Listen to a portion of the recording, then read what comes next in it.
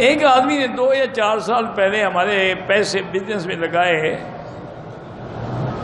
اب پیسے بھی واپس نہیں کر رہا۔ اللہ سے دعا کرو، کیونکہ اصول یہی ہوتا ہے۔ میرے ایک دوست تھے، وہ کہتے مکی صاحب کسی کو پیسے دینے والا بے وقوف ہوتا ہے اور لے کے واپس کرنے والا احمق ہوتا ہے۔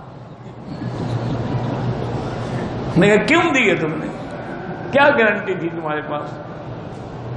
کسی عالم دین کو یا مدرسے میں جا کر تم نے نہیں دیے، بزنس کے لیے تم نے دیے، تو اس سے تم باقاعدہ چیک لکھواتے، پر نوٹ لکھواتے، ریکارڈ بناتے۔ آج اس کا باپ بھی نہیں کھا سکتا تھا۔ بزنس پہ بزنس کے طریقے سے کرو۔ میرے والد نے بیٹیوں کے نام جائیداد لکھ دی تھی۔ بیٹیوں بھائی نے پٹواری کے ساتھ مل کر بہنوں کی جگہ بیوی اور بھابھیوں کے انگوٹھے لگوائے۔ بالکل یہ فراڈ ہے، اس کے خلاف کیس کریں، انشاءاللہ وہ 420 میں جیل جائے گا۔ اور جنہوں نے وہ جھوٹے انتقال انگوٹھے لگوائے وہ بھی سب جیل چلے جائیں، کیونکہ آج کل تو 1 منٹ میں انگوٹھے کو دیکھ لیتے ہیں کس کا ہے۔